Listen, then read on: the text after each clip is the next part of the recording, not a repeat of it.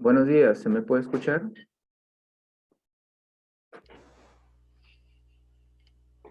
Buenos días, ¿se me escucha? ¿Qué tal, Carlos? Buenos días. ¿Qué tal, Emilio? ¿Cómo estás?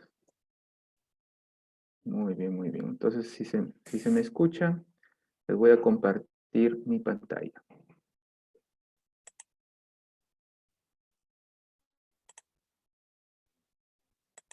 Ujú. Ahí está, muy bien. Entonces, como en ocasiones anteriores, vamos a hacer un ejercicio, ¿sí? Para poner en forma a la cabeza, ¿no? Y despertarnos un poco para abordar el tema que nos toca hoy.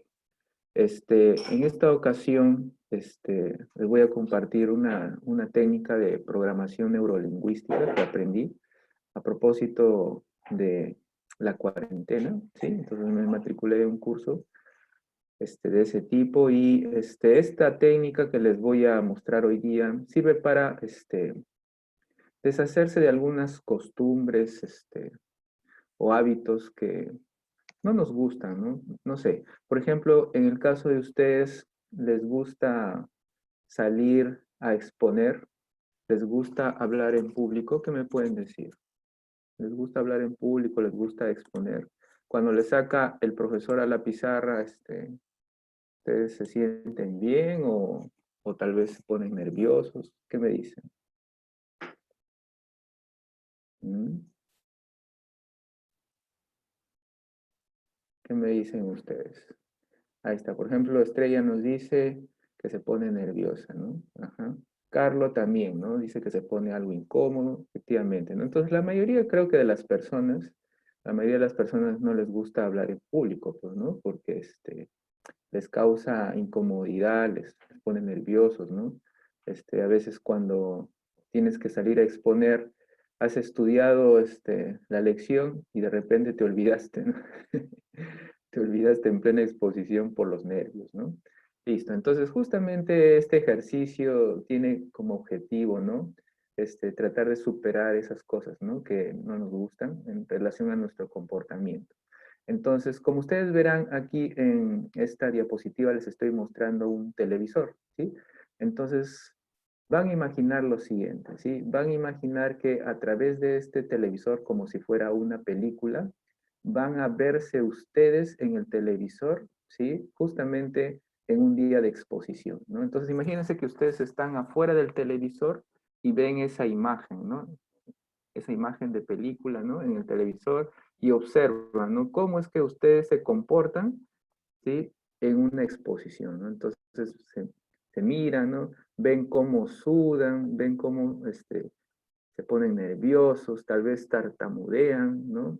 Tal vez observan los comentarios de los compañeros, ¿no? Que los pone aún más nerviosos, ¿no? Se olvidan de la lección. Todas esas cosas las ven ustedes desde afuera, en tercera persona, las ven desde afuera, justamente en el televisor, ¿sí? Todo eso lo ven ahí.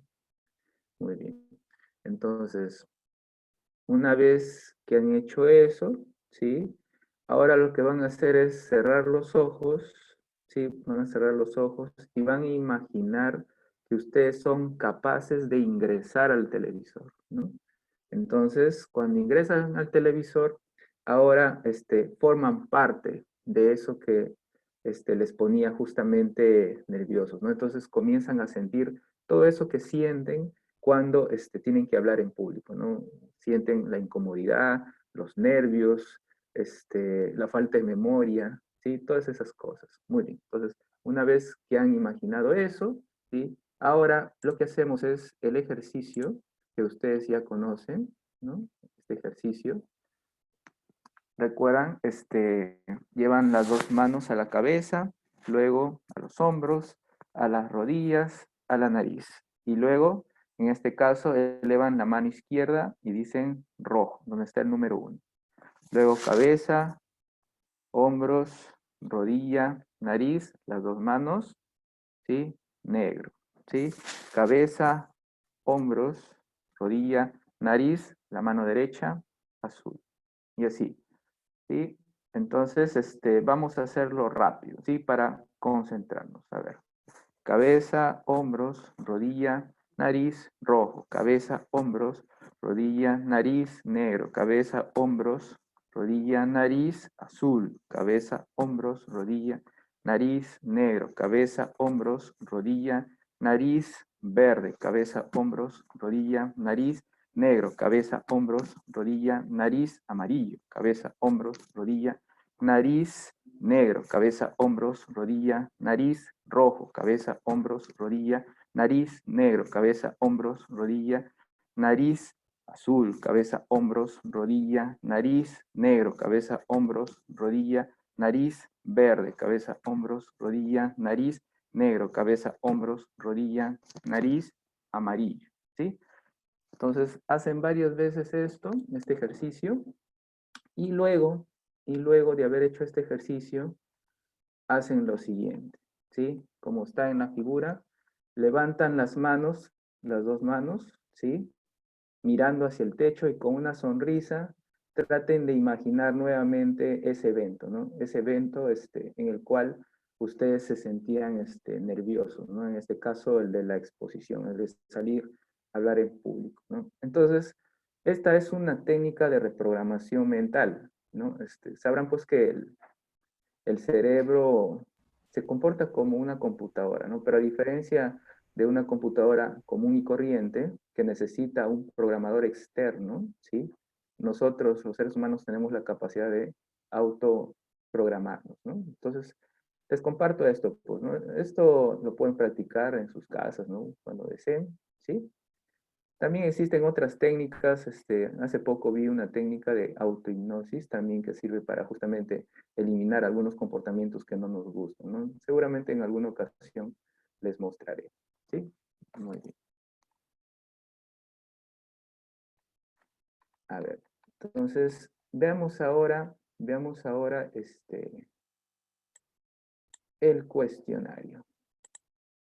Ajá, por aquí creo que hay un chat. Ajá, muy bien.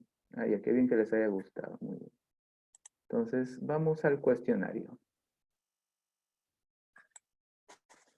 Aquí en la primera pregunta nos dice, ¿no? Un condensador puede almacenar. Ajá. Entonces, como ustedes podrán observar, tenemos dos alternativas que son correctas. Ahí está, energía eléctrica y carga eléctrica, ¿no? Eso es lo que podría almacenar un condensador. ¿Mm? La mayoría contestó correctamente. En relación a los condensadores, ¿no? Nos dicen, la capacidad eléctrica en el sistema internacional se mide en, como verán aquí la respuesta correcta es faradios. Ajá, la mayoría contestó correctamente también. ¿Se acuerdan que les dije que el faradio era grande, no? Entonces, normalmente en el mercado encontramos condensadores de picofaradios, microfaradios, nanofaradios. Aquí tenemos la figura 3 y nos dice, ¿no? La figura muestra y tenemos dos alternativas correctas. En la derecha, a un condensador polarizado, ajá, esto que parece una C, recuerdan que les mencioné, está representando al cátodo, ¿no? Sí, al electrodo negativo. Y luego la otra alternativa correcta nos dice, en la derecha, a un condensador polarizado cuya placa derecha es el cátodo, efectivamente, como les mencionaba. La mayoría contestó correctamente. En relación a la pregunta 4, ¿qué nos dice? En el condensador de placas planas paralelas se puede decir que, y aquí como verán tenemos tres alternativas correctas, ¿no? La primera que es la capacidad eléctrica aumenta si se incrementa el área, ¿no? Si aumentamos el área de las placas, aumenta la capacidad. La otra alternativa correcta es si se coloca un dieléctrico o aislante entre las placas, la capacidad aumenta. Efectivamente, eso sucede. Vamos a ver dentro de un rato que tiene que ver eso con el fenómeno de polarización, ¿sí? El fenómeno de polarización es el que se observa, por ejemplo, cuando un objeto cargado atrae pequeños objetos, ¿sí? Digamos que ustedes se peinan, ¿sí? Usando un peine de plástico, ¿sí? Pero su cabello está mojado, ¿no? Entonces, al frotar el peine de plástico con su cabello mojado, el peine de plástico se carga, ¿sí? Se carga eléctricamente. Si la memoria no me falla, se cargaría negativamente el peine, ¿no? Entonces, si ustedes ese peine acercan a pequeños pedacitos de papel, es probable que observen que esos pedacitos de papel saltan, es decir, son atraídos por el peine. ¿Por qué sucede eso? Porque las moléculas de los pedacitos de papel se polarizan frente al campo, ¿sí? Al campo producido por el peine que tiene carga, ¿sí? ¿En qué consiste esto de la polarización? Lo que sucede es que las moléculas se disponen de tal manera que en un lado esté la parte positiva y en el otro la parte negativa, ¿sí? Se polariza. Entonces, eso hace pues que justamente, ¿sí? La fuerza eléctrica atractiva sobre el papelito sea más fuerte que la repulsiva, ¿no? Es por eso que salta hacia el peine. Esa es la razón. En eso consiste la polarización. Y aquí en la pregunta 5, ¿qué nos dicen? De la figura se puede decir que, como ustedes observarán, aquí hay dos alternativas que son las correctas, o perdón, son tres. Aquí la primera sería, ¿no? Los condensadores están en serie, efectivamente eso es lo que vemos acá, están en serie. ¿Se acuerdan que les mencioné que para reconocer que elementos de un circuito están en serie, ¿sí? Deberían de pasar por ellos la misma corriente. Ajá. ¿Y qué más? Nos dicen por acá, la cantidad de carga almacenada por cada condensador es la misma, efectivamente, eso es lo que vemos precisamente en la figura, ¿no? Las cargas en condensadores en serie son iguales. Y ahí la última alternativa correcta sería la capacidad equivalente es generalmente menor a C1 y C2, efectivamente, ¿no? Así es, eso se cumple. Cuando queríamos una capacidad mayor, más bien teníamos que poner un arreglo en paralelo, como es el que observamos ahora en la pregunta 6. Entonces aquí las alternativas correctas serían, los condensadores están en paralelo, efectivamente, los voltajes de los capacitores son iguales, también, ¿sí? Es la forma por la cual reconocemos que estos están en paralelo porque tienen el mismo voltaje, ¿no? La diferencia potencial es la misma en estos condensadores. ¿Qué más? La carga total del condensador equivale a la suma de las cargas de cada condensador, efectivamente, así es.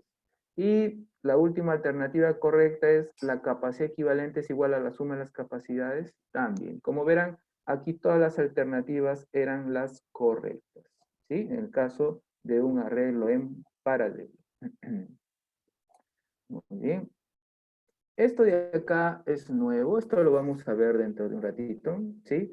Con respecto a las fórmulas. A ver, aquí tenemos dos fórmulas. Les voy adelantando que esta fórmula de la izquierda, ¿sí? Nos da la energía potencial eléctrica que almacena un condensador cargado, ¿sí?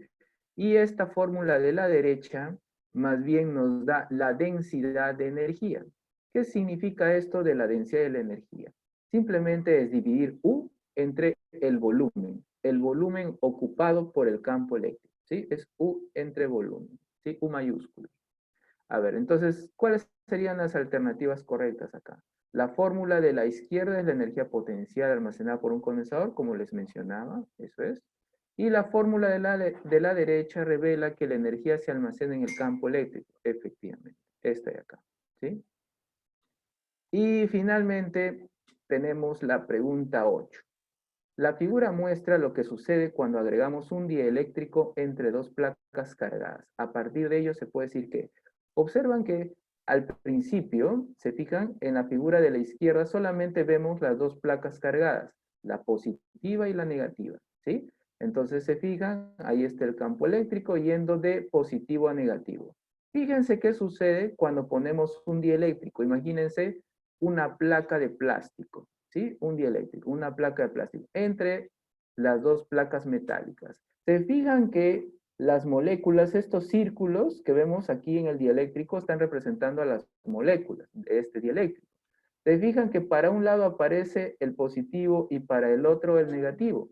Justamente esto es la polarización, es lo que les mencionaba, ¿sí? A eso es que se le llama polarización. Ajá. Entonces, el resultado de esta polarización es que el campo eléctrico se debilita, ¿sí? Se fijan ustedes que al principio, en la primera figura de la izquierda, las líneas de campo, las paralelas, están más juntas que las líneas de campo de la figura de la derecha, de la tercera figura de la derecha. Se fijan que ahora hay líneas de campo más distanciadas, ¿no? Entonces, una forma de indicar al lector de que ustedes están hablando de un campo intenso es poner líneas bastante juntas. Si ustedes ponen líneas bastante juntas, quiere decir que en esa zona el campo eléctrico es intenso. Pero en cambio, si ustedes ponen líneas bastante distanciadas, me están informando de que el campo eléctrico, ¿sí?, es menos intenso. Y eso es lo que sucede precisamente acá, ¿no? La intensidad del campo ha disminuido debido a la polarización, ¿no?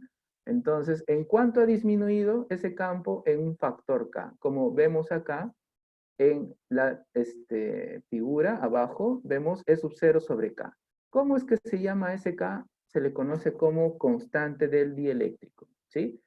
Esa constante dependerá, bueno, del material del cual está hecho ese dieléctrico, ¿no? Si estamos hablando, no sé, si estamos hablando de un plástico o tal vez de agua, ¿sí? De agua pura me refiero, el agua pura se comporta así.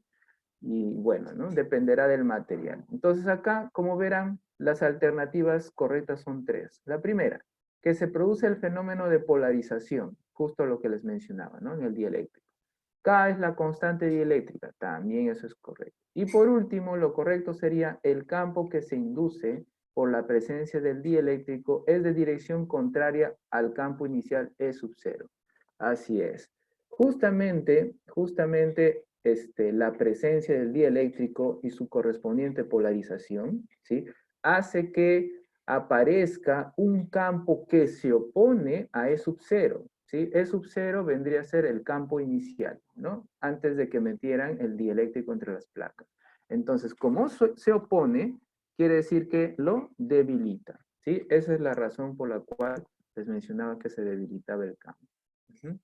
Bueno, esto en relación a al cuestionario.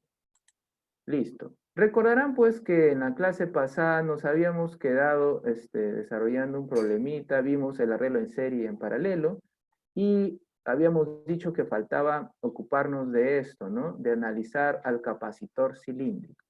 Muy bien, entonces para hacerlo, ya que aquí no tengo mucho espacio, más bien les voy a compartir mi pizarra. A ver, les voy a compartir la pizarra. Ahí está. Muy bien, entonces voy a activar ahorita el lápiz y comencemos. Ahí está. Bueno, antes de ocuparnos del condensador de forma cilíndrica, voy a analizar cómo es que se comporta el campo de un cilindro metálico. Entonces, imagínense que tenemos aquí nuestro cilindro. Ahí está.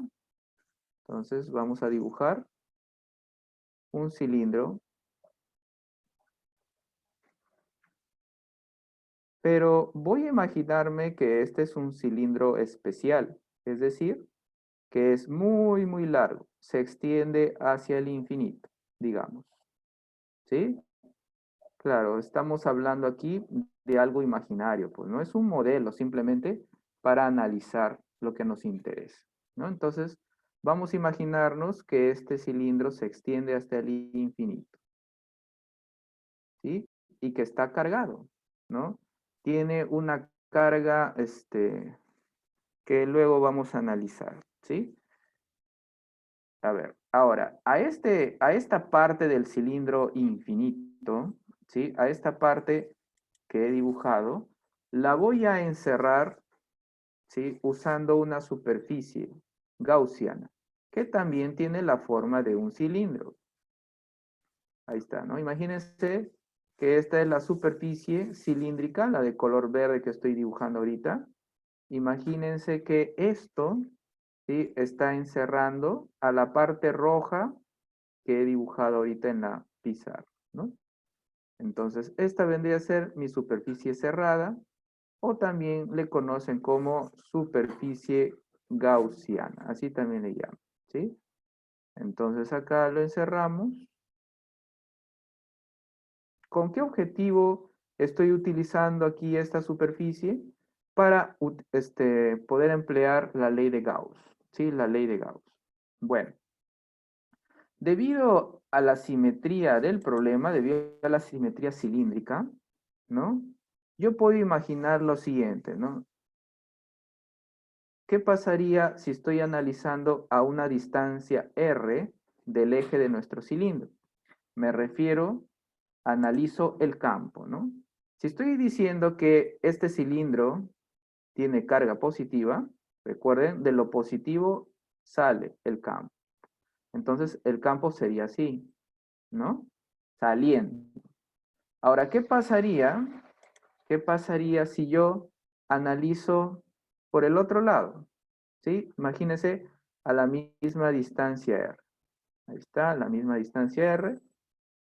Por aquí, ¿cómo debería de dibujar el campo? Igualmente, saliendo. En este caso, el campo debería de apuntar hacia abajo, ¿cierto? Porque está saliendo. La pregunta para ustedes es, ¿no? Por ejemplo, por efecto del ejemplo, ¿no? Efectos del ejemplo. Si considero que el campo aquí, por ejemplo, vale 5 newtons por coulomb, ¿cuánto creen ustedes que valdrá el campo por acá, en la parte de abajo? ¿Alguna idea de cuánto es que vale?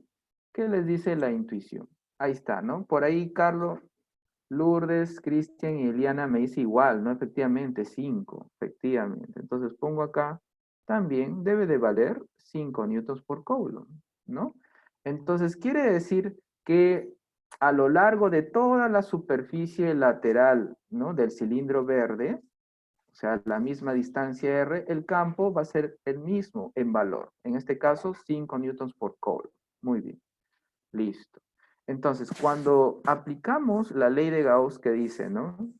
Flujo eléctrico es igual a la integral de superficie cerrada, ¿no? Aquí estaría el campo que se está multiplicando escalarmente por el vector área, ¿no?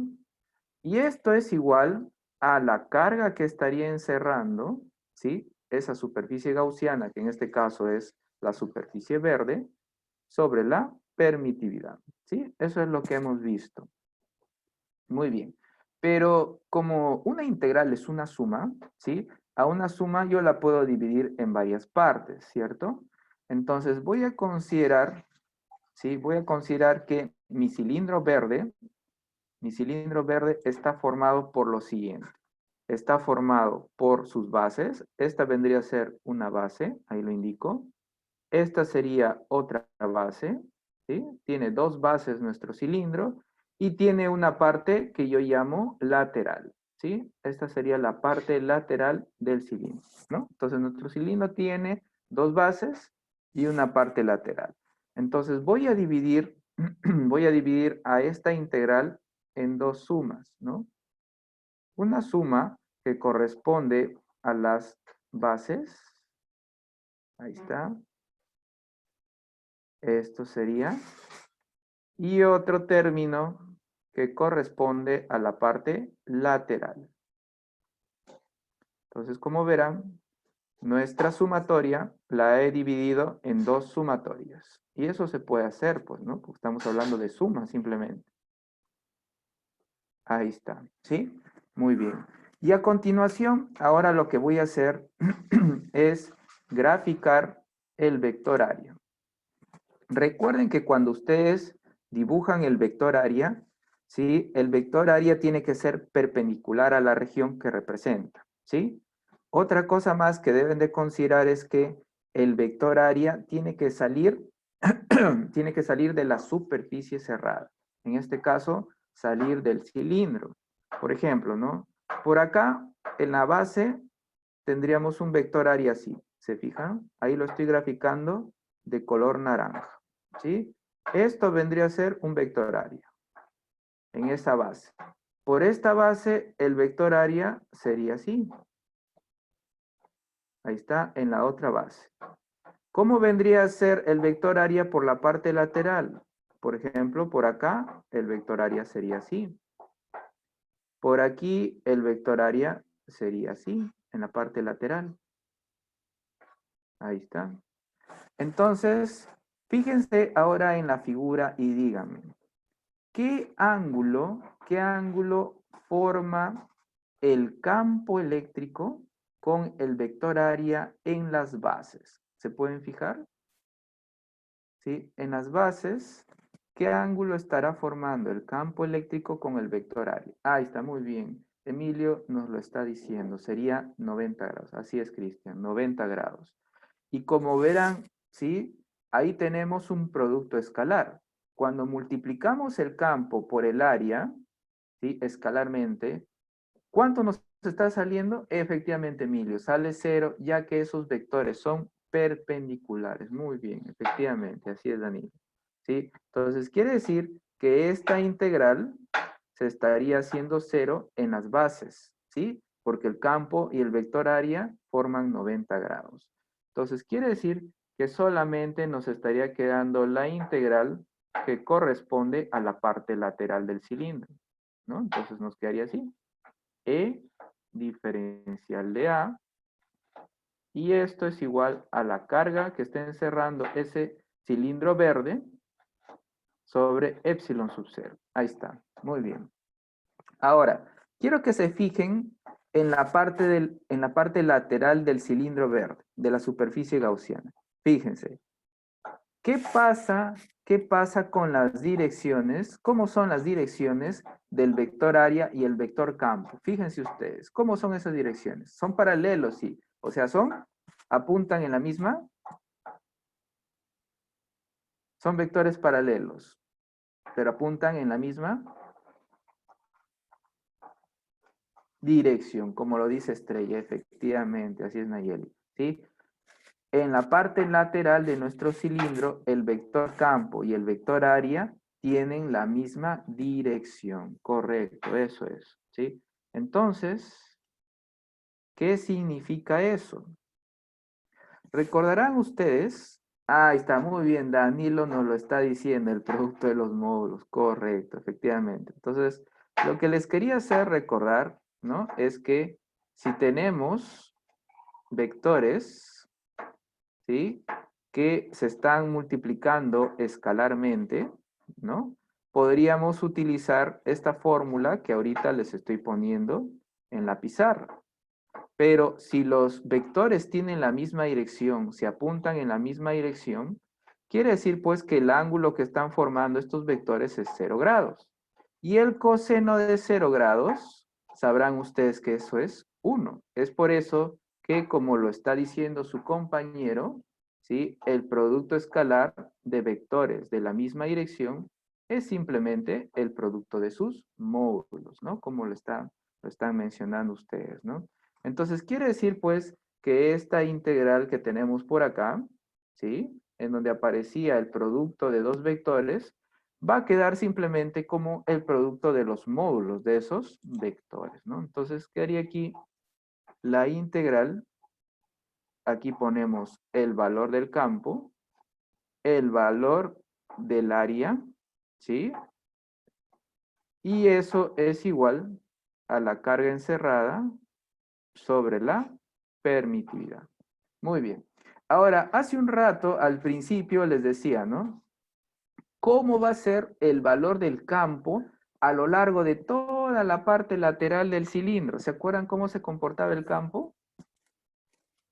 ¿Sí? A lo largo de toda la parte lateral del cilindro, ¿variaba el valor del campo? ¿Sí o no? No, ¿cierto? Le habíamos dicho 5 newtons por coulomb, ¿no? A lo largo de toda esa parte lateral de nuestro cilindro verde. Es decir, se comporta, como lo dice Mariel, como una constante. Entonces, por ser constante, podemos sacar SE tranquilamente de nuestra integral. Y solamente nos estaría quedando esta parte, ¿no? Ahí está. Quedaría Q sobre epsilon sub 0. Ahí está.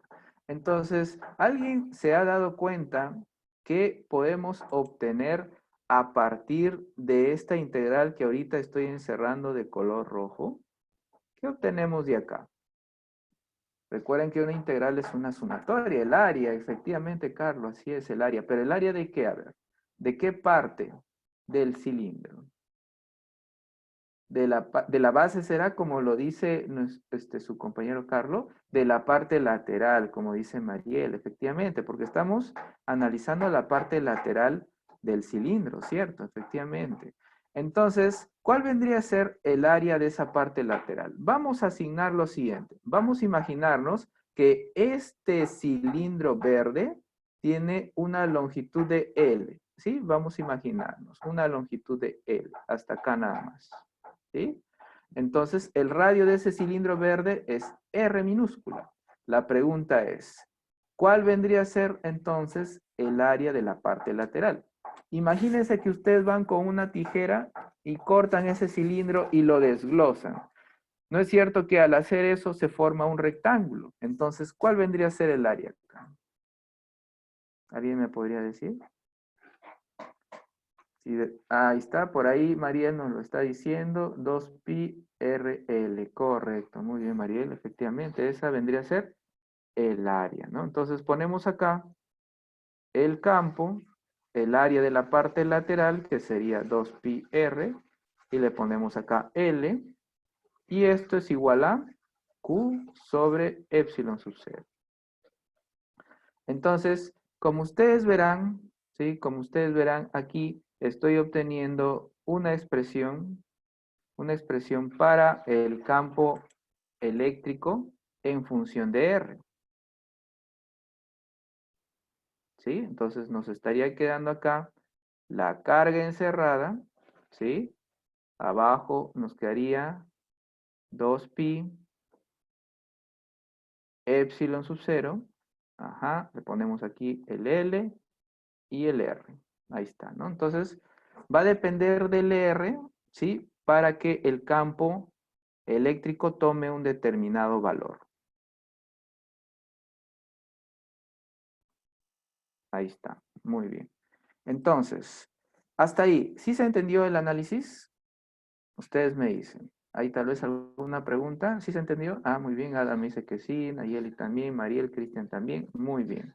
Listo. Entonces, como me han entendido aquí el análisis para encontrar el campo eléctrico generado por ese pedazo de conductor cilíndrico que estamos analizando, porque solamente estamos analizando un pedazo de longitud L, ¿sí? Entonces, con eso vamos a tratar de encontrar ahora, ¿sí? La capacidad de nuestro condensador cilíndrico, ¿sí? Entonces, ahora lo que voy a hacer es dibujar una parte simplemente, una parte de el condensador cilíndrico, ¿no? Imagínense que esto corresponde al electrodo interior, ¿sí? Que vendría a ser el que tiene la carga positiva, ¿no? Imagínense. Ahí está. Ese sería el electrodo interior, ¿no? Parte del cilindro, digamos, el cilindro interno. Y ahora voy a dibujar el cilindro externo, ¿sí? Recuerden que un condensador está formado, pues, por dos electrodos, ¿no? Uno que tiene la carga positiva y el otro que tiene la carga negativa. Ahí está. Imagínense que este es el electrodo que tiene carga menos Q, ¿sí? Muy bien. Entonces, ustedes recordarán, ¿sí? Ustedes recordarán que las líneas de campo, ¿no? Salen del positivo y entran al negativo, ¿no? Entonces, aquí estoy dibujando una línea de campo. Ujú. Listo. Entonces, vamos a asignarle aquí, vamos a asignarle al electrodo interior, al positivo, la letra A. Y al electrodo exterior, al negativo, le voy a asignar la letra B. ¿Sí? Muy bien. Entonces, voy a medir la distancia desde por acá, desde el centro del cilindro. ¿Sí? Y digamos que esa distancia R sea esto que tenemos acá, en un punto determinado, ¿no? Entre las dos placas, digamos que por aquí, ¿no? Ahí está. Listo. Entonces, voy a tratar ahora, voy a tratar de encontrar el cambio que se produce en el potencial eléctrico. ¿sí? El cambio que se produce en el potencial eléctrico. Entonces, en una clase pasada, ¿sí? En una clase pasada, cuando analizamos las placas planas paralelas, ¿se acuerdan? La clase pasada, vimos, ¿no? Que el cambio en el potencial eléctrico era igual a menos E por diferencial de R. ¿Sí? ¿Se acuerdan? Eso lo hemos visto en una clase pasada cuando analizamos al condensador de placas planas paralelas. Muy bien.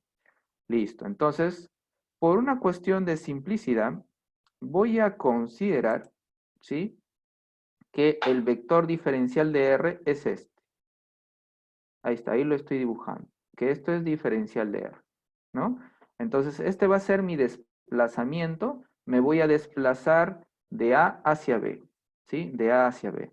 Entonces, observan que el vector campo y el desplazamiento tienen la misma dirección, ¿sí? ¿Lo pueden ver en la pantalla? ¿Sí? Estoy considerándolo así. Entonces, como son vectores de la misma dirección, hace un rato habíamos visto, ¿no? Que el producto escalar de vectores de la misma dirección da como resultado simplemente el producto de sus módulos, ¿no? ¿Sí? Ahí está, el producto de sus módulos. Entonces, ahora lo que voy a hacer es reemplazar el E que había obtenido, ¿sí? Había obtenido aquí justamente y que estoy encerrando con el rectángulo, ¿no? Ahí está. Voy a utilizar este, ¿sí? Entonces lo pongo aquí en mi ecuación y me estaría quedando, ¿no? Menos, aquí pongo Q, ajá. Luego pongo 2pi epsilon sub 0, pongo aquí L. Aquí tendríamos el 1 entre R y luego viene el diferencial de R. Y ahora pongo los símbolos de la integración, ¿no? Entonces, aquí voy a irme en el análisis desde A hasta B, ¿sí? Cuando estoy en A, el radio es R sub A. Cuando estoy en B, el radio aquí es R sub B. Ahí está. Muy bien. Entonces, cuando procedo a realizar la integración, ¿no? En el primer caso tendría, ¿no? El potencial en B menos el potencial en A. Como verán, aquí toda esta parte que estoy encerrando de negro, todo esto sería una constante, ¿cierto? Lo que va a ser una variable vendría a ser simplemente R. Entonces, díganme ustedes, ¿cuál sería la integral o la antiderivada de 1 entre R? ¿Se acuerdan? Aquí estamos integrando respecto de R. ¿Qué nos queda?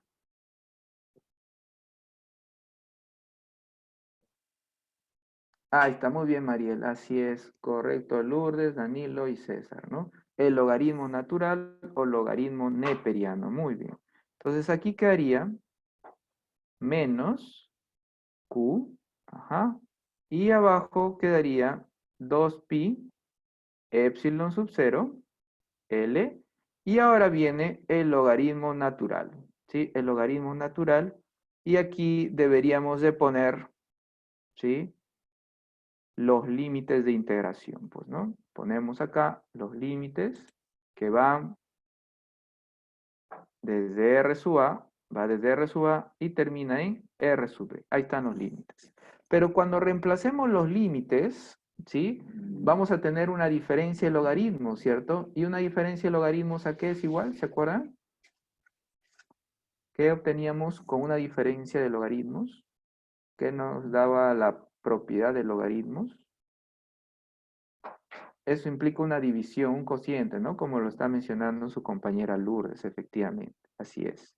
¿Sí? Y además, ese menos que aparece delante de Q, lo voy a pasar al otro lado para invertir justamente el orden de los potenciales. En vez de poner potencial B menos potencial A, voy a poner potencial A menos potencial B. Simplemente lo que hago es multiplicar por menos 1 a toda la ecuación para conseguir eso. ¿Sí? O sea, estoy haciendo lo siguiente.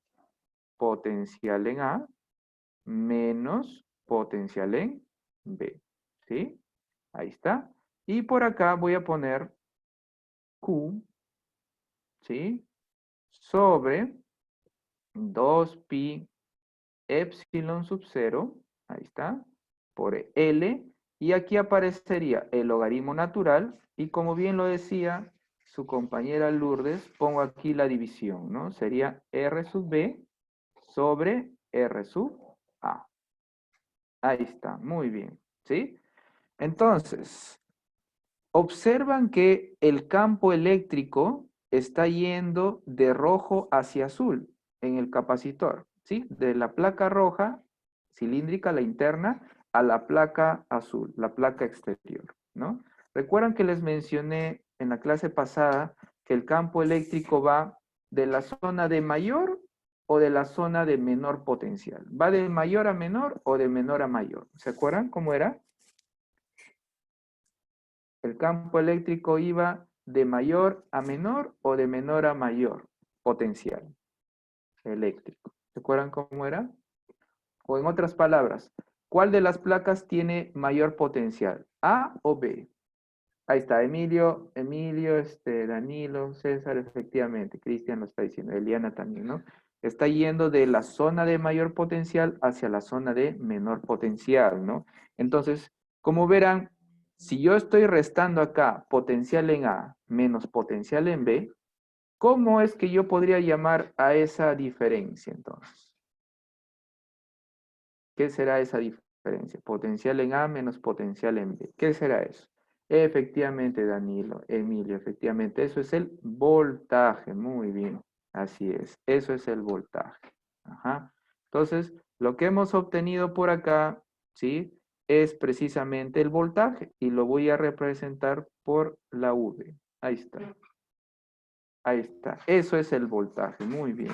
Entonces, lo que voy a tratar de hacer con esta ecuación a la que he llegado es de darle la forma adecuada para justamente encontrar la capacidad. ¿Sí?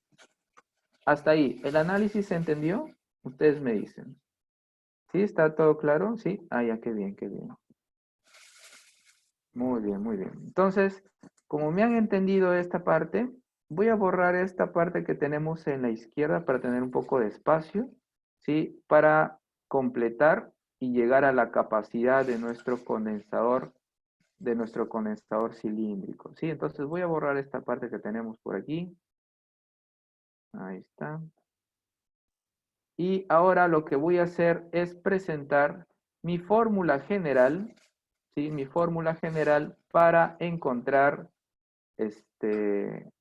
la capacidad, ¿sí? De un condensador cualquiera. Entonces, si yo quiero la capacidad de un condensador cualquiera, ¿qué es lo que tengo que dividir? ¿Se acuerdan ustedes qué dividía? Si quiero encontrar la capacidad de un condensador cualquiera, ¿qué tengo que dividir? Efectivamente, Lourdes, así es la carga sobre el voltaje. Muy bien, ¿no? Entonces yo divido la carga sobre el voltaje. Y eso es precisamente lo que voy a tratar de hacer, ¿no? En la expresión que he obtenido hace un rato, ¿sí? Voy a dividir Q entre V, ¿no? Entonces, si yo divido, ¿sí? Q entre V para obtener justamente la capacidad, entonces observen lo que nos estaría quedando. Arriba nos quedaría 2pi epsilon sub 0, L aparecería arriba, y abajo en el denominador tendríamos que poner el logaritmo natural de RB entre RA. ¿Sí? Ahí está, ¿no? Así nos estaría quedando la formulita para nuestro condensador, ¿sí? De placas cilíndricas. Ajá. Entonces, esta es la fórmula a la que hemos llegado ahorita, ¿no? 2pi epsilon sub 0L sobre el logaritmo natural, ¿no? De la división de los radios, ¿no? El radio exterior, digámoslo así, y el radio de la placa interior. Ajá. Entonces, ahora regresemos a nuestra diapositiva y veamos qué nos presentan por ahí, ¿sí? Vamos regresando a la diapositiva. Entonces les comparto ahora la diapositiva.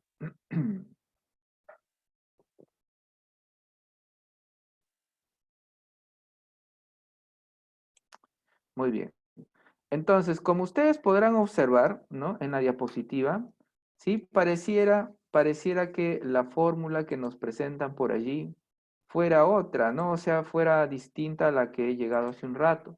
Sin embargo, las dos fórmulas, la que encontré y la que tenemos aquí en la diapositiva, son equivalentes. ¿Cómo así? Lo que tendríamos que hacer es recordar simplemente, ¿no? Que la constante de proporcionalidad, esa que vimos en nuestra clase de la ley de Coulomb, ¿sí? Está definida así, como 1 sobre 4pi epsilon sub 0, ¿sí? ¿Se acuerdan? En donde epsilon sub 0 es la permitida eléctrica en el vacío, si estamos considerando que el medio que rodea a estas placas cargadas es el vacío, o en todo caso el aire, ¿sí? Entonces, si recordamos eso, si recordamos que K justamente tiene esa equivalencia, entonces podríamos reemplazar aquí en la fórmula que nos presenta la diapositiva y veamos qué obtenemos. Aquí tenemos el L, ahí está, y luego pongo abajo 2, y aquí pondría, en vez de K, pongo 1 sobre 4pi epsilon sub 0, ahí está, y luego pongo el logaritmo natural, y ahí tenemos pues la división de los radios, ¿no? Ahí está. Entonces, como ustedes verán, de aquí yo voy a cancelar el 2, este 2, y aquí me quedaría 2, ¿no? Entonces, 2 pi epsilon sub 0 pasa arriba a multiplicar a L, ¿no? Entonces quedaría 2 pi epsilon sub 0 L, ¿no? Y abajo nos está quedando el logaritmo natural de RB entre RA. Entonces, como verán, esta es la fórmula a la que habíamos llegado hace un rato, ¿sí? Simplemente que aquí en la diapositiva la están presentando, ¿sí? De otra manera, usando K, ¿sí? ¿Está claro eso? Ustedes me dicen. ¿Sí? ¿Está claro? Que son fórmulas equivalentes. ¿Sí? Ah, ya, qué bien, muy bien. Listo, entonces Ada, Cristian, Danilo me dicen que sí, está claro. Muy bien, entonces, como han comprendido eso, cómo es que se llega a la fórmula, entonces veamos qué más nos ofrece la diapositiva. A ver, ¿qué más tenemos por aquí? Ahora nos están solicitando analizar, ¿sí? Nos están solicitando analizar a un capacitor esférico. Fíjense en la figura de la derecha. Tenemos en esta ocasión dos conductores. Un conductor esférico interior de radio A, ¿sí? Y la carga de este conductor es Q, positivo.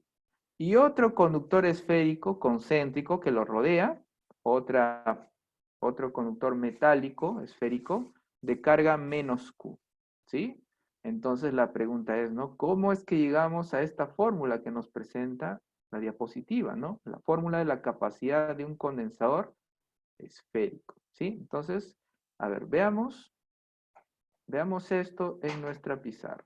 A ver, les comparto la pizarra nuevamente. Y ahora lo que voy a hacer es dibujar a un conductor esférico, ¿sí? Vamos a dibujarlo acá de color rojo. Entonces, imagínense que este es mi conductor esférico, ¿sí? Imagínense una esfera metálica. Ahí está. Y vamos a imaginarnos además que esto tiene carga, ¿no? Carga positiva. Vamos a imaginarnos. Recuerden que en el caso de los metales, ¿sí? En el caso electrostático, la carga, toda la carga se va a la superficie. O sea, estaría por acá, miren. La carga positiva estaría toda acumulada en la superficie de nuestro conductor, ¿sí? Recuerden que los metales se caracterizan porque los electrones, las cargas, se mueven con facilidad por su interior, ¿sí? Entonces, como hay esa facilidad de movimiento de cargas, estas tienden a ir hacia la superficie. Es decir, no vamos a encontrar carga neta en el interior de un conductor. Toda la carga se va a la superficie, como lo he dibujado ahorita, ¿sí? Eso sucede en el caso de los metales. Cosa distinta sucede en el caso de los dieléctricos. Ahí sí podríamos encontrar carga en el interior, pero en los conductores toda la carga se va al exterior. Muy bien. Ahora lo que voy a hacer, ¿sí? Es analizar el campo, ¿sí? De esta esfera metálica. Lo voy a analizar a una distancia r, ¿sí? Del centro de nuestra esfera metálica, ¿no? Imagínense que todo esto mide R, ¿sí? Y ahora lo que voy a hacer es graficar el campo. Recuerden que si esto es un cuerpo cargado positivamente, el campo tiene que ser saliente, ¿no? Entonces aquí está, saliente. Ajá. Y ahora lo que voy a hacer es recurrir a una superficie gaussiana, o sea, una superficie cerrada, así como lo hicimos con el cilindro, pero en este caso, debido a la simetría del problema de nuestro conductor, en vez de un cilindro, lo que voy a utilizar sería una esfera, ¿no? Entonces, imagínense que una esfera de color verde esté encerrando a nuestro conductor esférico de color rojo. ¿Sí? Imagínense que esto es una esfera, ¿sí? Vamos a hacer de cuenta que esta es nuestra superficie gaussiana, ¿no? Ahí está, lo estoy encerrando con la esfera. Ahí está. Esta es nuestra superficie gaussiana. Muy bien.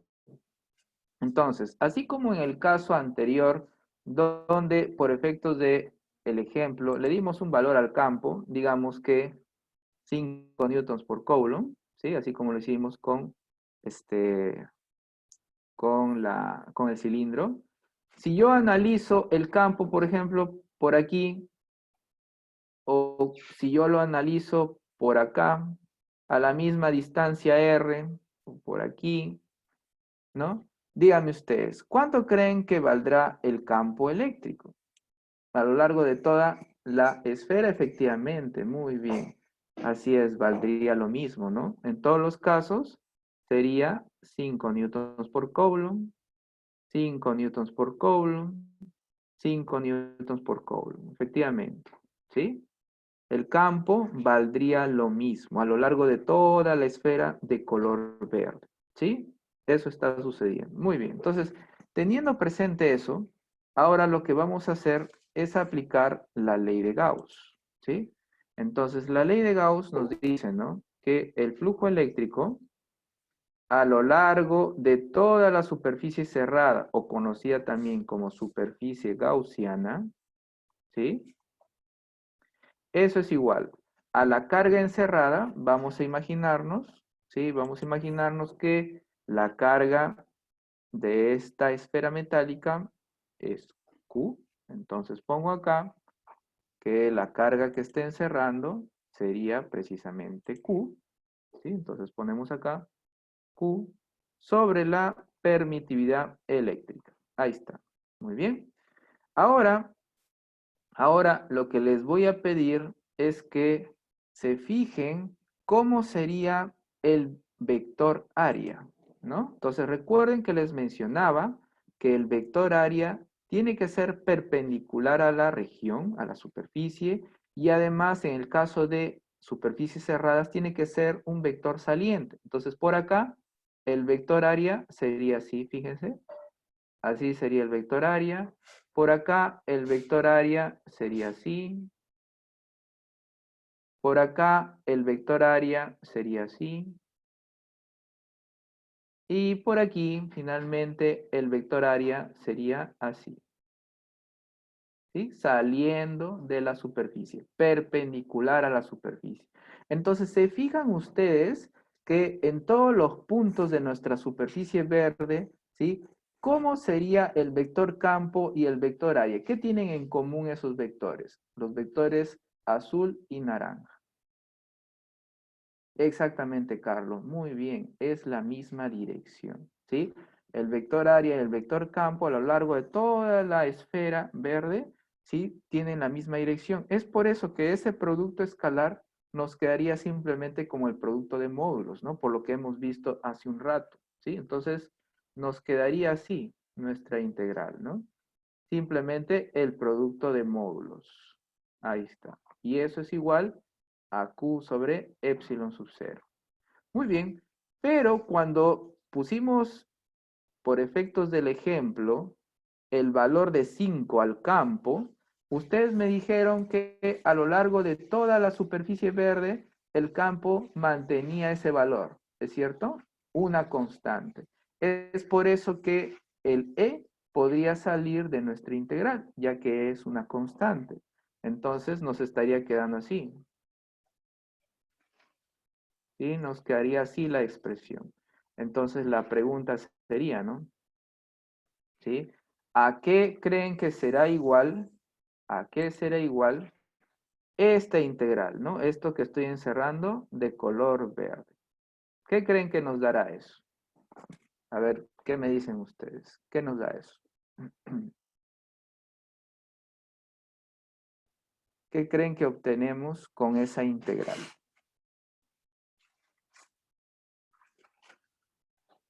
Recuerden que una integral es una suma, ¿sí o no? Estoy sumando, efectivamente Emilio nos va a dar el área, pero ¿el área de qué? A ver,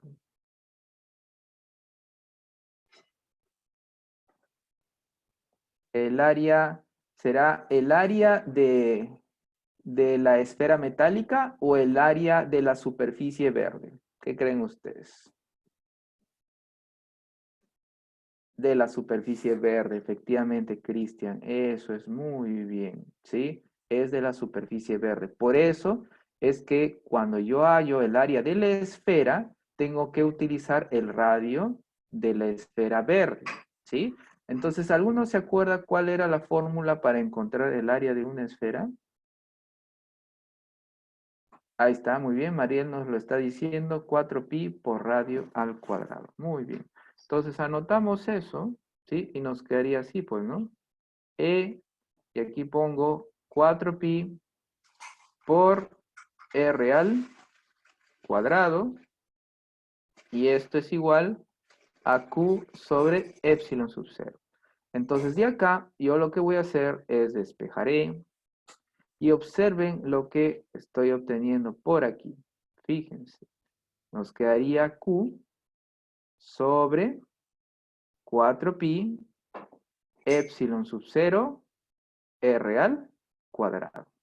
Entonces, no sé si alguno de ustedes ha reconocido la expresión a la que hemos llegado, ¿sí? Tal vez así no está tan visible, pero si ponemos la equivalencia que usamos hace un rato, me refiero a la constante de proporcionalidad 1 sobre 4pi epsilon sub 0, si utilizamos esto, ¿sí? Observen que la expresión de color verde nos estaría quedando así.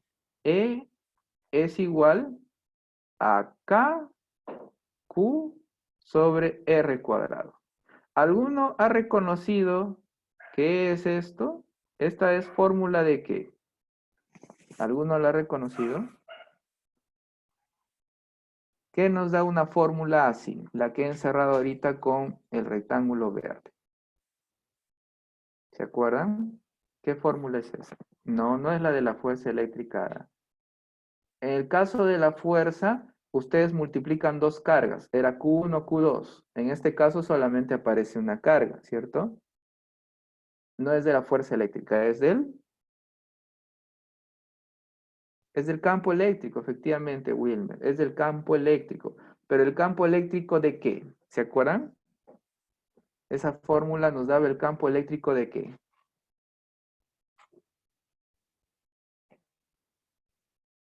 ¿Alguno se acuerda? ¿De qué cuerpo? ¿De qué tipo de cuerpo? ¿Cuál era el cuerpo que generaba un campo eléctrico? Justamente eso es Emilio, de una carga puntual. Muy bien, eso es, efectivamente. Entonces, si ustedes tienen Si ustedes tienen una carga puntual, es decir, sus dimensiones son pequeñitas, ¿no? Imagínense, y quieren determinar el valor de ese campo, ¿no? A una distancia R, ¿sí? Entonces, ustedes utilizan la fórmula que está en el recuadro verde, ¿sí? Con esa fórmula, ustedes pueden encontrar el valor del campo, ¿no? Entonces, qué implica el resultado al cual hemos llegado? ¿Sí? Lo que nos está diciendo este resultado es que esta esfera cargada, ¿sí? Esta esfera metálica cargada que tiene dimensiones, que tiene un radio, que tiene un tamaño, ¿sí? Presenta un campo, ¿sí? Que se comporta como si fuese generado por una partícula puntual, como dice su compañero Emilio, por una carga puntual, ¿no? Por un cuerpo muy pequeño, ubicado ¿dónde? ¿Dónde deberíamos de poner esa carga puntual para generar este campo? ¿Dónde lo deberíamos de poner? ¿Dónde debemos de poner esa carga puntual que nos señala su compañero Emilio para generar un campo como este? ¿En dónde lo ponemos dónde ponemos esa carga puntual? ¿En en el centro, muy bien. En el centro de la esfera, efectivamente. Eso es, esa es la respuesta, ¿sí? O sea, quiere decir que esta esfera metálica, ¿sí? En relación a su campo se comporta como una partícula. ¿En dónde deberíamos de poner esa partícula? En el centro de la esfera, ¿sí? A esa conclusión es que estamos llegando. Muy bien. Listo. Entonces, habiendo ya determinado, ¿sí? Habiendo ya determinado el campo, ¿no? En función de R minúscula, ahora sí pasemos a analizar nuestro condensador, ¿sí? Entonces voy a dibujar acá, voy a dibujar la placa interior, ¿no? La esfera interior que tiene carga Q, ahí está, Q positiva, y ahora voy a dibujar la otra esfera, la esfera exterior, la otra placa, el otro electrodo, que tiene carga negativa, ¿no? Imagínense qué es esto. Ahí está. Esta sería la placa cargada negativamente. Muy bien. Entonces, recordemos que el campo va de positivo a negativo. Ahí está. ¿Sí? Ahí está. Imagínense eso, ¿no? El campo. Muy bien. Entonces, así como lo hicimos en el caso del condensador cilíndrico, vamos a llamar a la placa interior, la llamamos la placa A, y a la placa exterior, la placa B. ¿Sí? Muy bien. Entonces, para nuestra integración, voy a utilizar como desplazamiento, ¿sí? Este vector, ¿no? Voy a desplazarme de A hacia B. Entonces aquí estoy dibujando nuestro vector desplazamiento. Estoy desplazando de A hacia B. Ajá. Entonces, la fórmula que pretendo utilizar es esta, ¿no? El cambio en el potencial eléctrico es igual a menos E, que se estaría multiplicando por el desplazamiento. ¿Sí?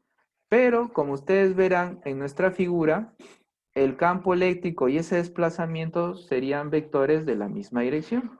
Por eso quiere decir que nuestra fórmula estaría quedando simplemente como el producto de los módulos. Ahí está, ¿no? Producto de los módulos. Muy bien. Entonces, ahora voy a reemplazar, ¿sí? Esta fórmula que tenemos aquí, la que estoy señalando ahorita, con la flecha de color rojo, y la voy a poner acá, ¿no? Entonces pondría diferencial de B, me quedaría así, ¿no? Diferencial de B es igual, aquí pongo menos, voy a ponerle la constante K, luego viene el Q, y luego viene abajo R cuadrado, y aquí ponemos diferencial de R. Entonces, ahora pongo los símbolos de la integración a ambos lados. Y aquí, como les decía, estoy analizando de A a B. Entonces, en A el radio, ¿sí? Vendría a ser R sub A. Y en B, el radio sería R sub B. Ajá. Entonces, cuando reemplazo los límites ahora, me estarían quedando potencial eléctrico en B menos potencial eléctrico en A. A ver, díganme ustedes, ya que K y Q serían constantes, ¿cuál vendría a ser la integral o la antiderivada de menos 1 entre R cuadrado? Díganme ustedes, ¿cómo quedaría eso? ¿Qué pasa si integramos menos 1 entre R cuadrado? ¿Recuerdan que al polinomio, ¿sí? ¿Qué le hacíamos al exponente? Le sumábamos, ¿no? Le sumábamos 1. Entonces, si pasan eso arriba, nos quedaría menos R a la menos 2, ¿no? Entonces, ¿cómo quedaría? Ahí está. César nos lo está diciendo R a la menos 1. Pero a eso le tendría que multiplicar por alguna cosa más o ahí nomás queda.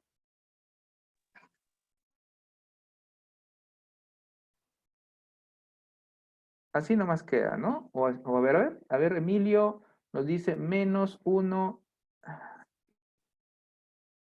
entre R, ¿ya? Pero ahí ya está el negativo, ¿no? Porque si yo pongo aquí K, Q, ¿sí? Y pongo acá abajo el R, ¿no? Entonces, cuando yo derivo, aparece el menos, ¿cierto? O sea, el R a la menos 1, cuando derivo, pasa el menos 1 abajo y aparece el menos y ahora le restamos al exponente, quedaría menos 1, menos 2, ¿no? Quedaría así simplemente, ¿no? ¿Me parece? ¿O estoy equivocado? Díganme ustedes. ¿Está bien? ¿Sí? KQ entre R.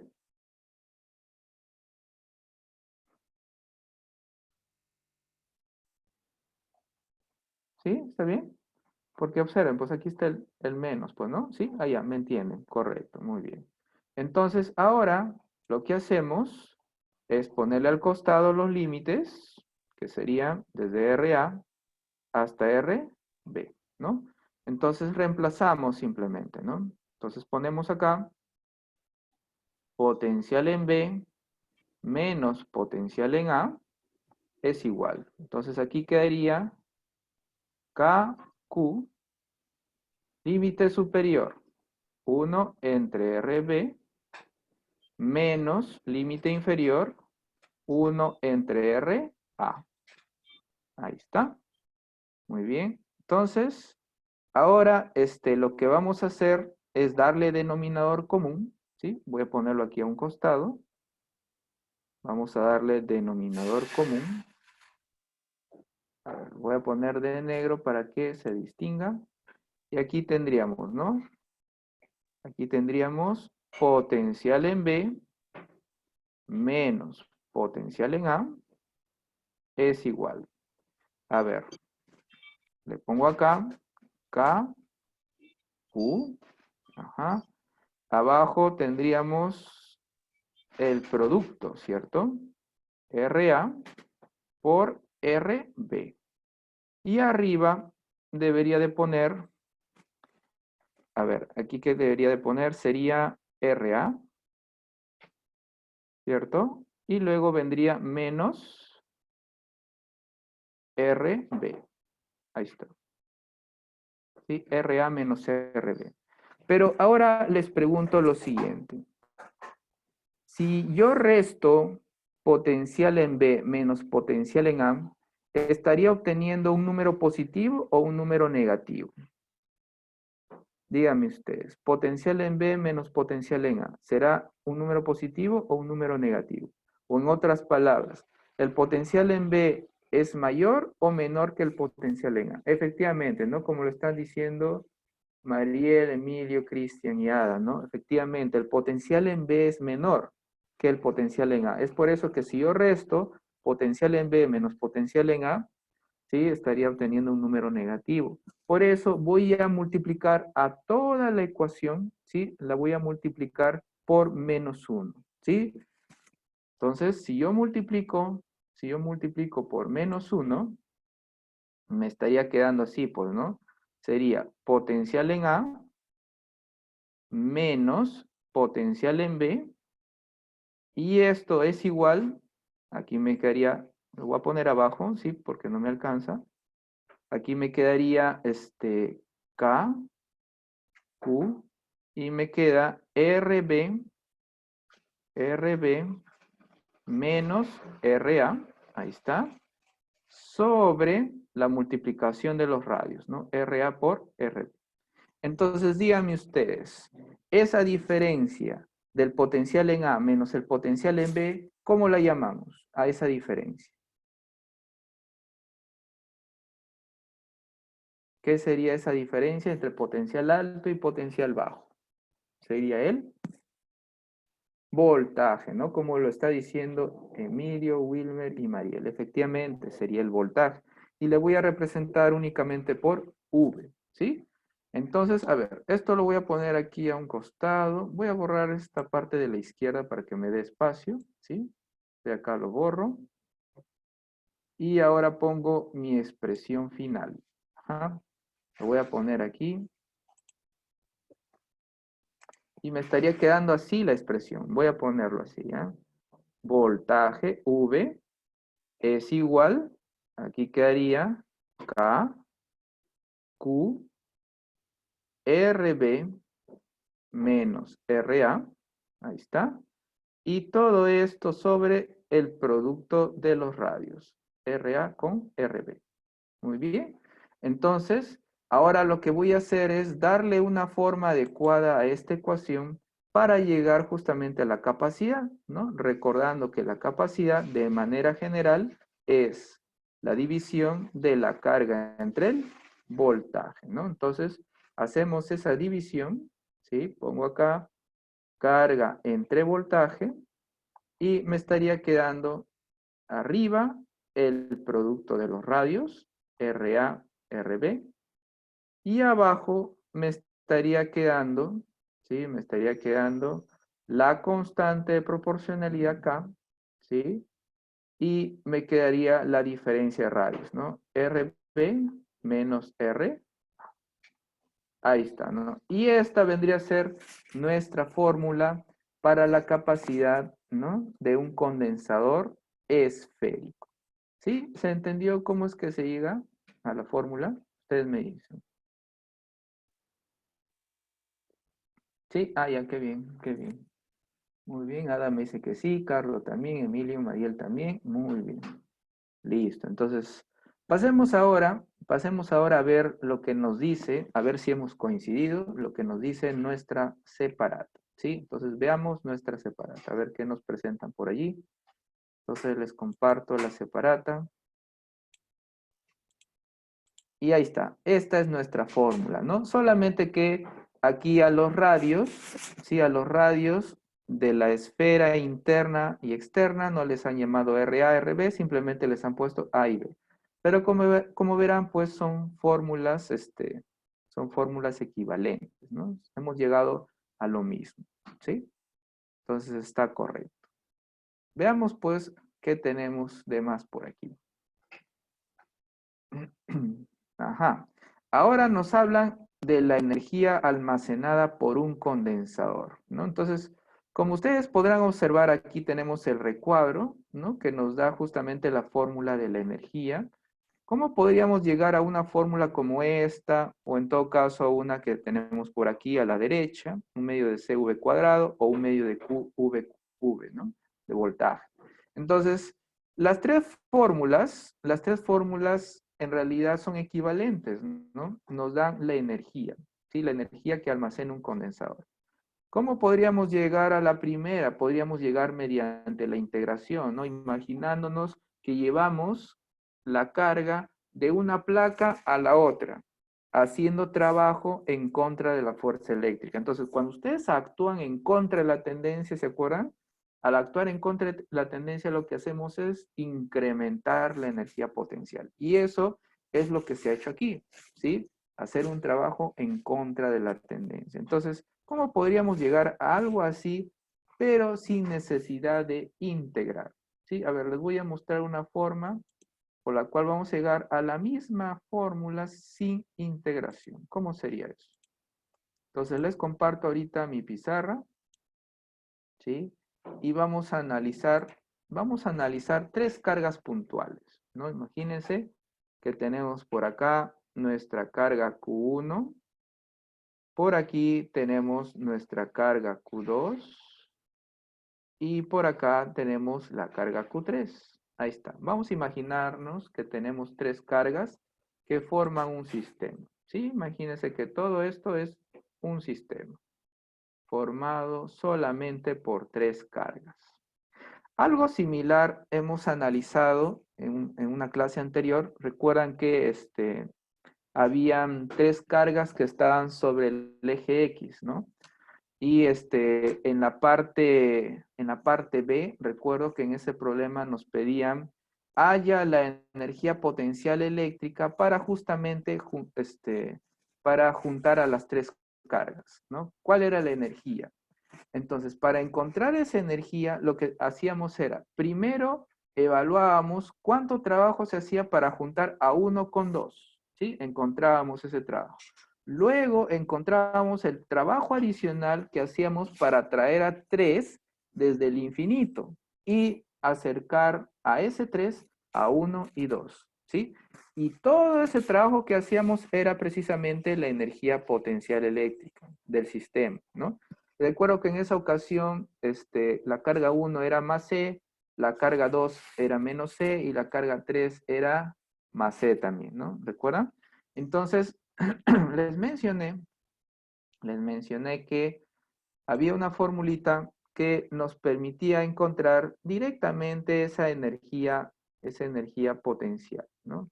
Entonces, la energía potencial se expresaba así. Era K, Q1, Q2, y luego poníamos la distancia de separación entre 1 y 2. Luego, K, Q1, Q3, y luego la distancia de separación entre 1 y 3. Y luego, K, Q2, Q3, y de ahí la distancia de separación entre 2 y 3. ¿Sí? Entonces, esa era la fórmula que les presenté, recuerdo, en esa ocasión, ¿sí? Entonces, íbamos analizando, ¿no? De 2 en 2, 1 con 2, 1 con 3, luego 2 con 3. Muy bien. Esa era la fórmula. Ahora les pregunto, ¿qué pasaría si a esta fórmula le agrego lo siguiente? Fíjense, ¿ah? Le pongo así, más.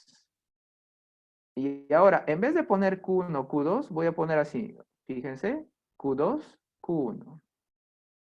Y aquí pongo R21. En vez de poner Q1, Q3, voy a poner Q3, Q1. Y abajo, R31.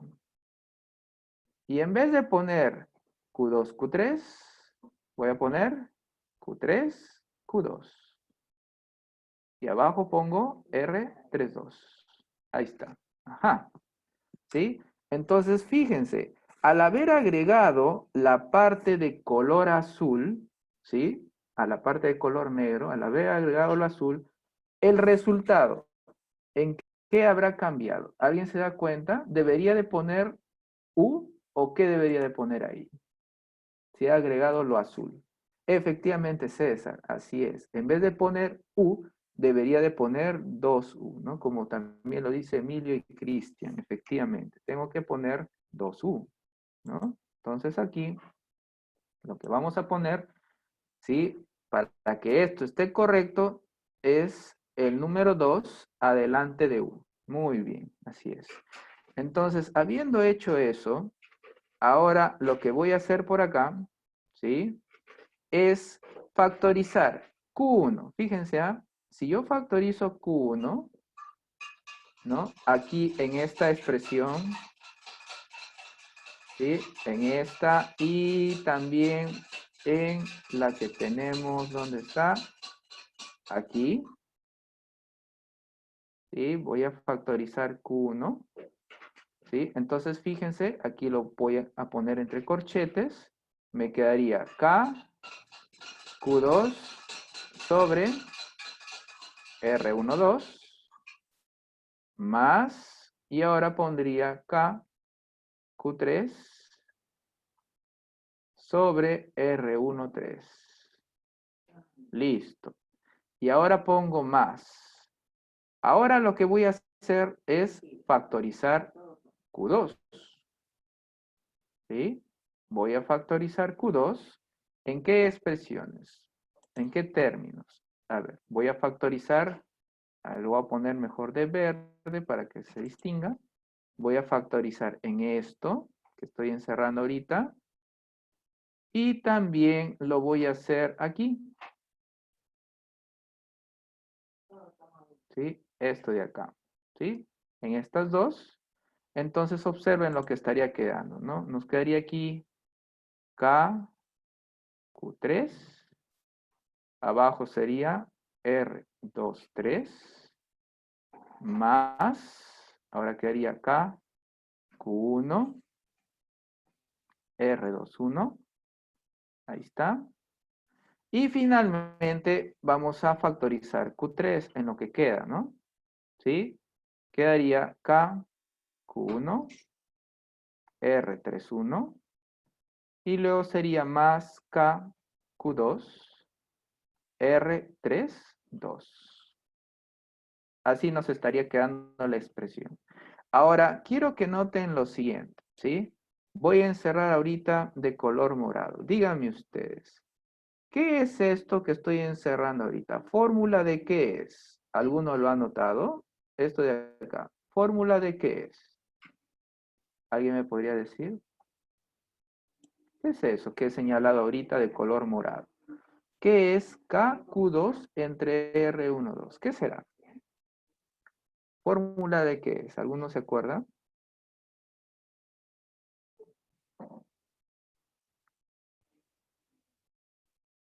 ¿Alguno ha notado qué fórmula es?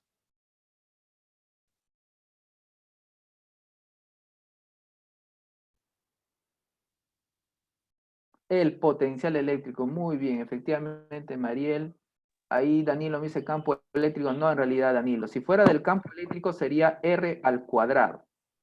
Pero como R no está elevado al cuadrado, es simplemente del potencial. Así es, Wilmer, así es, potencial eléctrico. Ajá. Es el potencial eléctrico generado por quién. ¿Quién está generando ese potencial eléctrico? Díganme ustedes.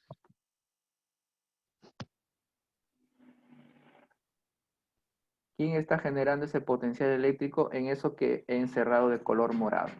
¿Cuál es, cuál es la fuente de ese potencial? ¿Es la carga?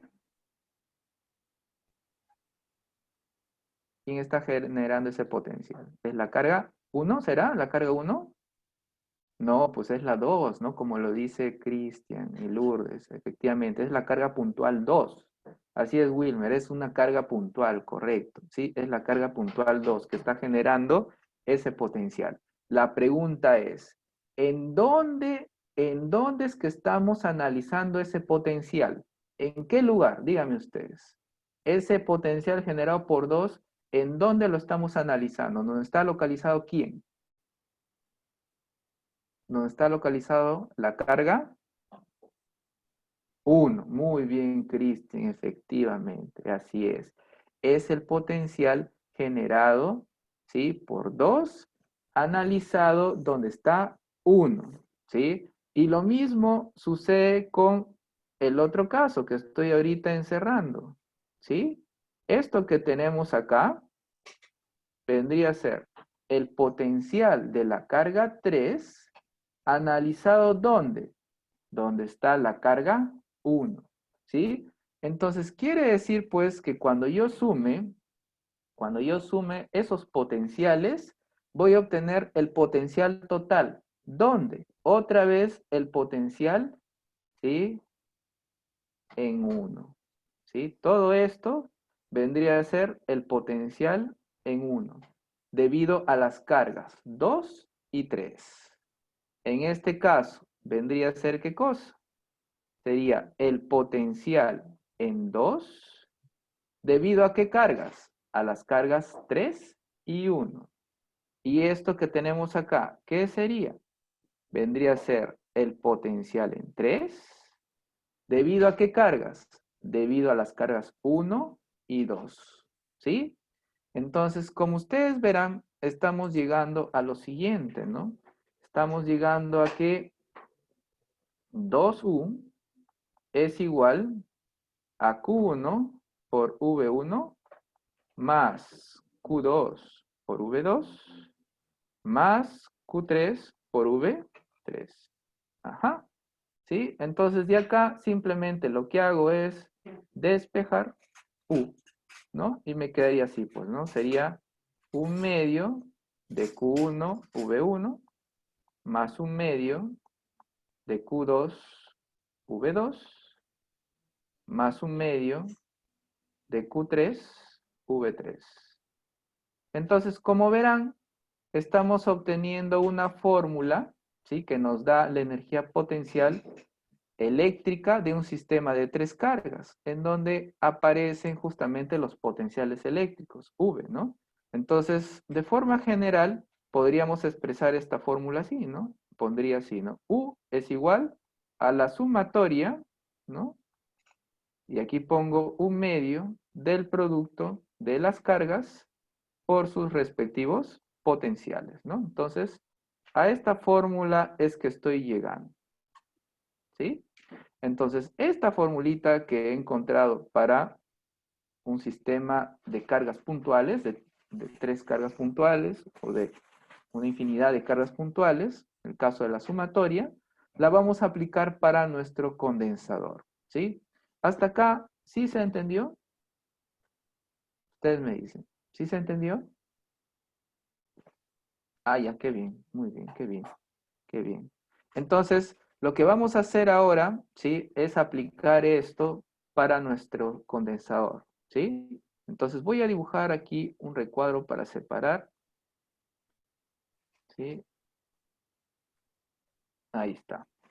Entonces vamos a imaginarnos, ¿sí? Vamos a imaginarnos que tenemos por acá nuestro condensador de placas, ¿no? Entonces imagínense que aquí está nuestro condensador, ¿sí? Por acá tenemos la placa positiva, arriba, y abajo tenemos la placa negativa. Ahí está, ¿sí?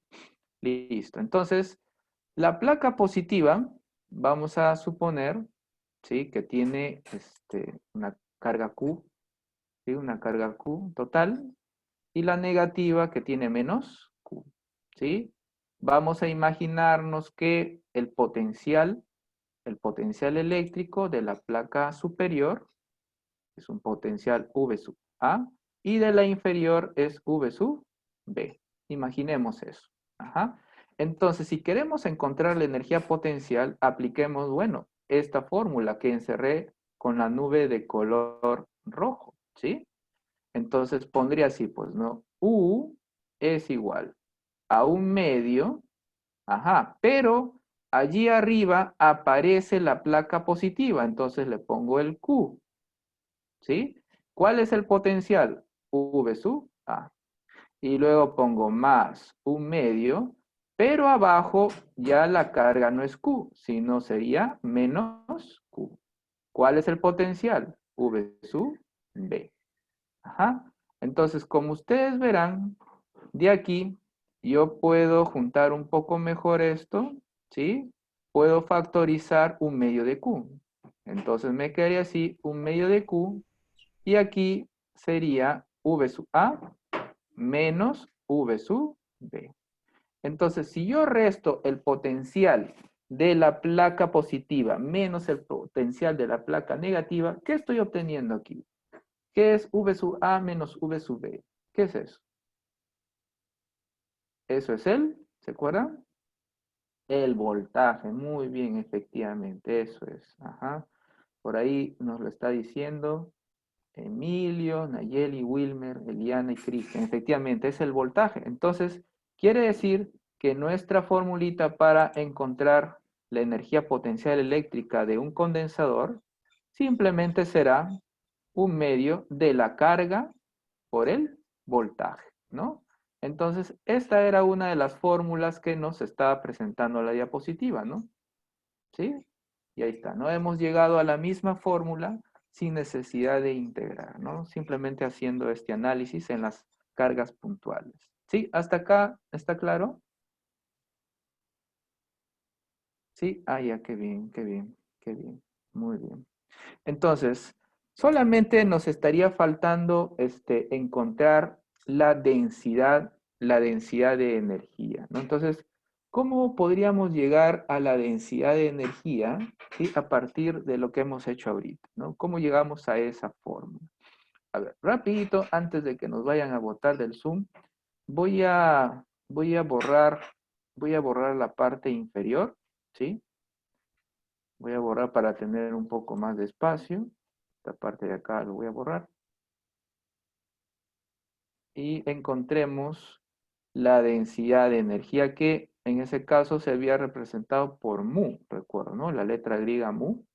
Y la densidad de energía no es otra cosa, les mencionaba hace un rato, que la energía potencial dividida entre el volumen. Ajá. Entonces, a ver, recuerden que en el caso de un condensador de placas planas paralelas, todo el campo está contenido entre las placas. No hay campo fuera, todo el campo está dentro, ¿sí? Eso está así, ¿no? Entonces, E. Recordarán que habíamos visto que ese campo era la densidad superficial de carga entre la permitividad. ¿Se acuerdan que habíamos llegado a una fórmula así cuando analizamos a este condensador en especial? ¿Sí? Listo. Entonces, les decía, pues, ¿no? La densidad de energía, ¿sí? Que se representa por mu, es la energía potencial entre el volumen que está ocupando precisamente ese campo, ¿no? Entonces, aquí lo que voy a hacer, ¿sí? Es reemplazar simplemente un medio, ahí ponemos a Q por V, ajá, y abajo voy a poner el volumen que está ocupando este campo.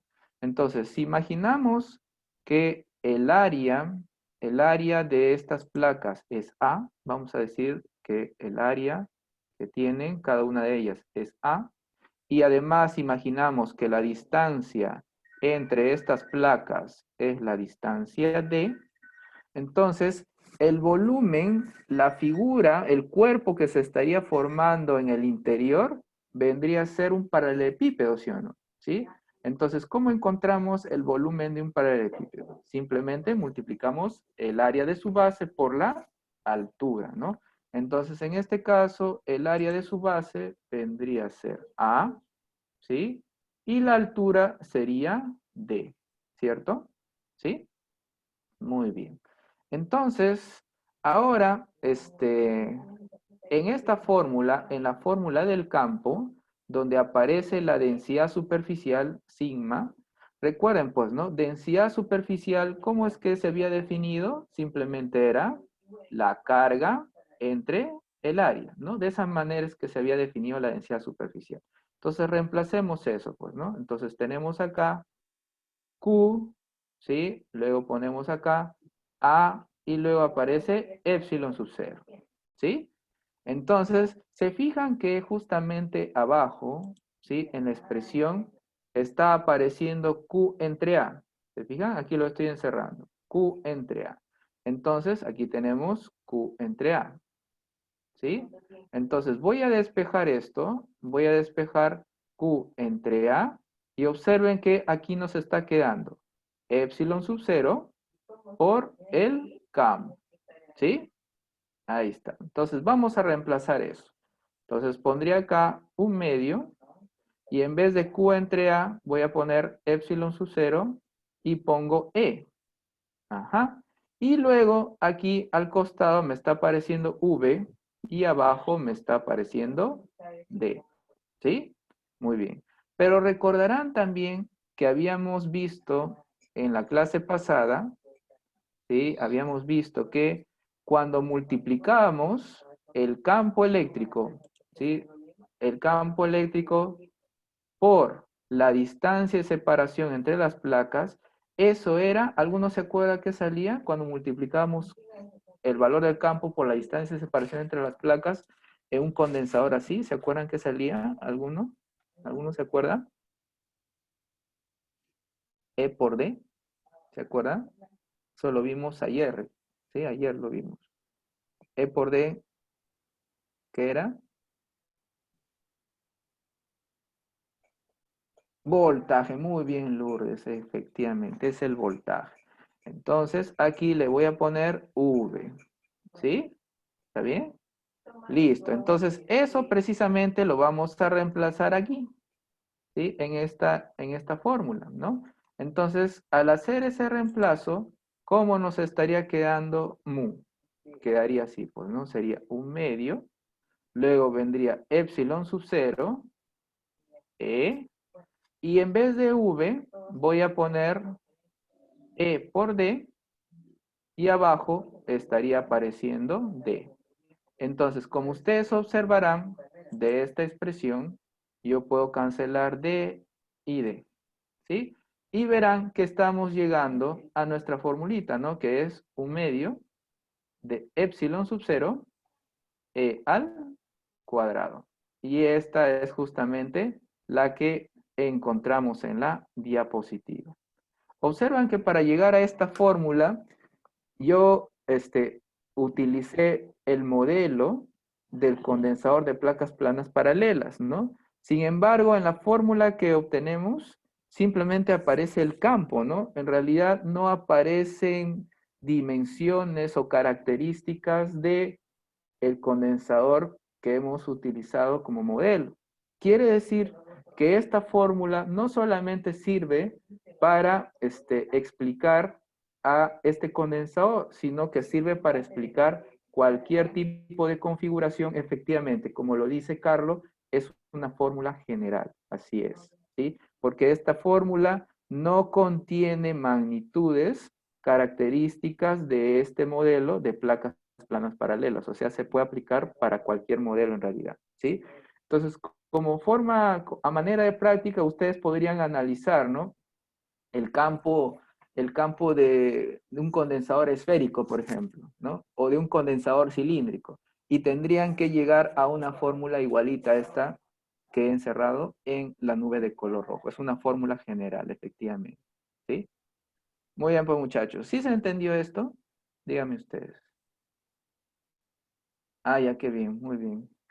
Ajá, Emilio me dice que sí, Carlos también. Correcto, muy bien. Bueno, pues muchachos, entonces hasta hoy día, o mejor dicho, hasta donde hemos llegado, nos quedamos hoy. Ajá, por ahí nos dice, Ada, profe, hay que resolver ejercicios. Sí, más bien lo que les quería decir que este fin de semana estén pendientes.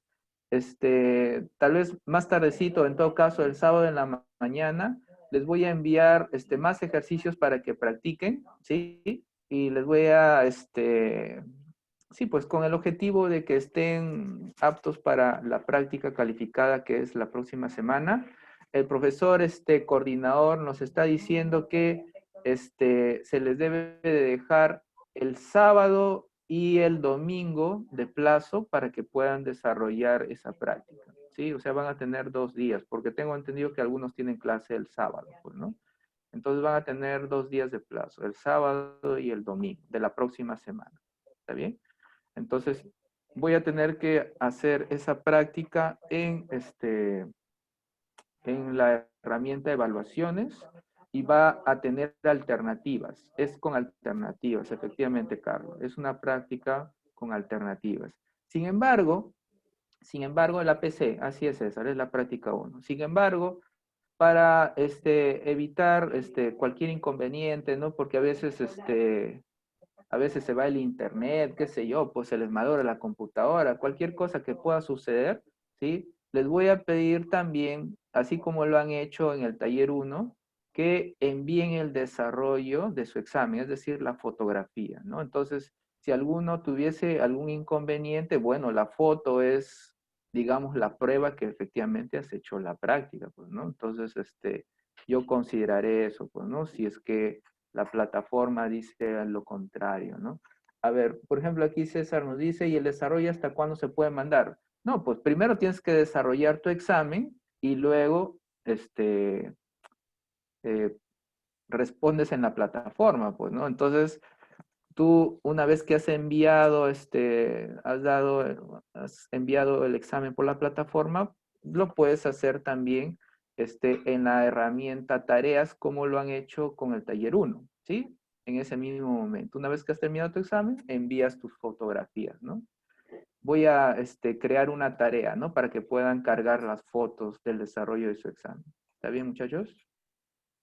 A ver, Estrella me dice, ¿cuándo era el examen? Es el sábado y el domingo, no de esta semana Estrella, sino de la próxima semana. Es en la semana 5, porque ahorita estamos en la semana 4, pues, ¿sí? Ahorita estamos terminando la semana 4. La práctica uno es en la semana 5. ¿Está bien? Ajá, las fijas. Por eso, pues les decía, estudien del libro de Semansky. Les estoy diciendo que Semansky estoy utilizando como libro base. ¿Está bien? Estudien los problemas de Semansky, que de ahí voy a sacar. ¿Está bien? ¿Sí? Bueno, pues muchachos, ya no los retengo más. Yo supongo que tienen otra clase, ¿sí? Nos hemos pasado bastante, ¿sí? Entonces, nos quedamos allí por hoy día. ¿Está bien?